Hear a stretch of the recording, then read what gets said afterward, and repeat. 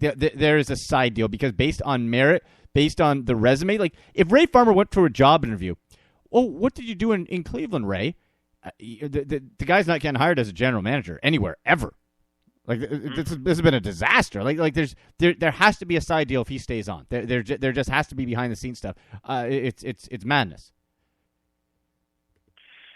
Don't think that hasn't already happened. Because if all these rumors are coming out, then he's got a backroom deal. So I guarantee he took the fall for that texting scandal. Yeah. I guarantee it. Wow. And so he's getting taken care of. I guess his credit. That tells me all I need to know. Yeah. About this franchise, because if you're having fall guys and people take hits for you because you're a meddling owner or you don't know what you're doing, quite frankly, I'm not sure you need to be owning a franchise at this point. And I'm really nervous about the future of this franchise if they continue on the path. And I understand a lot of sports talk radio are saying, oh, well, you got to have consistency. Yes, I hear you. The right way. Consistency is important. But bad consistency means you suck for prolonged periods of time. Yes. And that's the only type of consistency that the Browns have had since '99. Yeah. If you stay with these guys, you're bad. But you know what, Matt? Hey, we're starting to dip into the negativity. We're gonna have plenty of time to be negative after these last 3 games and in the offseason. There's still the positivity. Let's get back to our Twitter question. By the way, you're listening to The Doghouse, your inside look at the Cleveland Browns, brought to you by DraftPot.com. DraftPot Daily Fantasy Leagues. When you go to sign up in the promo code area, type in Browns. Just type in Browns. They will match up to $300 of your initial deposit. They have NFL, NBA, NHL, MMA, whatever you want. They have 2 modes. They have a fan mode, which is no salary cap. You can pick everybody. You can pick Tom Brady. You can pick Brandon Marshall, whoever. You can pick the top receivers in the league and not have a salary cap. Or you have GM mode, and you can do it the traditional daily fantasy way. Great site. DraftPot.com. When you go to sign up, type in Browns, and again, they will match up to $300 of your initial deposit. Let's get to the bark off here and our Twitter question that we put out there involving Johnny at AndyMC81 at Matt Florjancic, and the question was essentially, does one game change your mind on Johnny Manziel? Does one game? He had that ridiculous Texas A&M style throw across the body interception, had 1 touchdown, 1 pick, 270 yards. 21-31, 92.1 quarterback rating.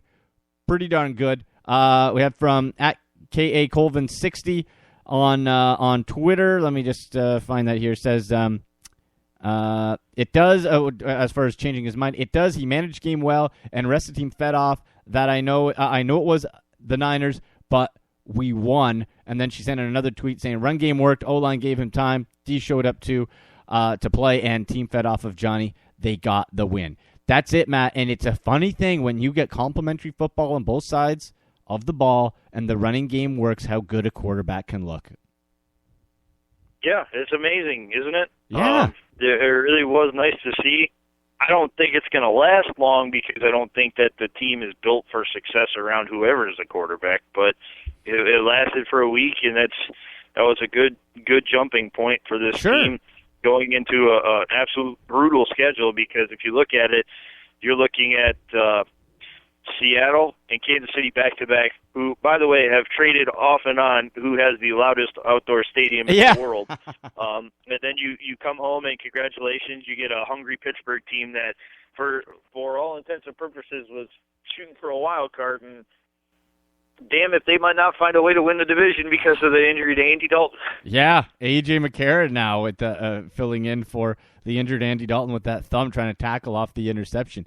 But, Matt, before we wrap up the show, I want to touch on Johnny and how this team played. And for whatever reason, but it just seemed, with Johnny in there, things looked more energetic. They were certainly more interesting to watch. Like, if I have to watch Austin Davis play quarterback one more time, I might go buy some rope. Like, it is if you're going to lose, at least lose in an entertaining way. And we won yesterday. Like, Johnny seemed to energize that team. And, Matt, I will say this.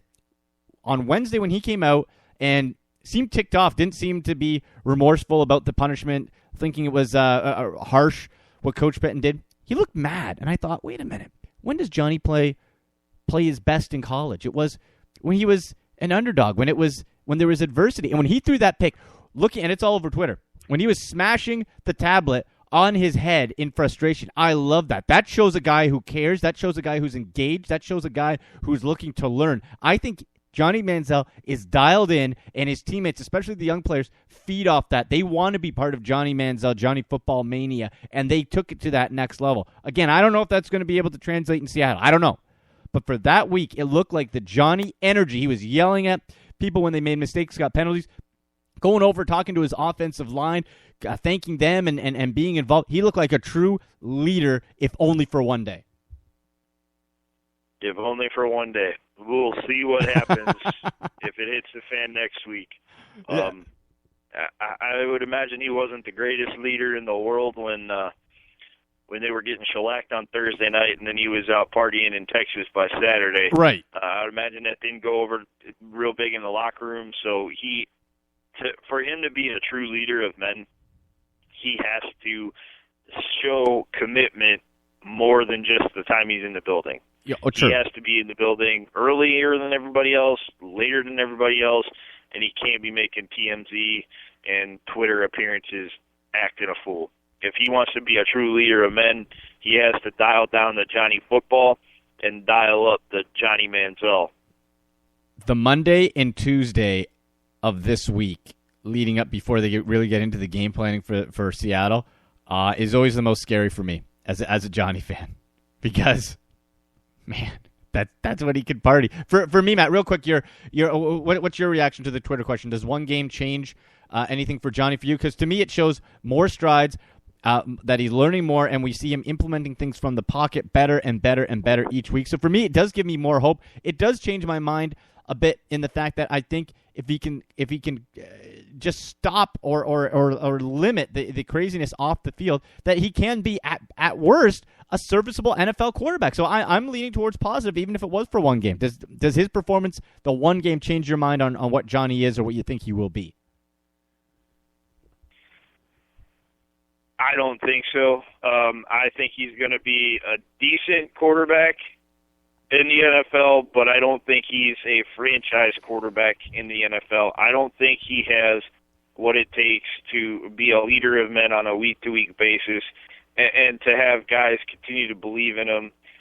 Unless, I will say the caveat is, if he can change around all the issues that he has from a personal standpoint that we may or may not know about, if he finds a way to quell those, then maybe he could be a leader, but I'm still not convinced, and the off season will show me a lot if he can go out there and stay out of the tabloids. And the next time I hear or see about him is either when he's working with a quarterbacks coach or he's showing up for the off season workouts in April.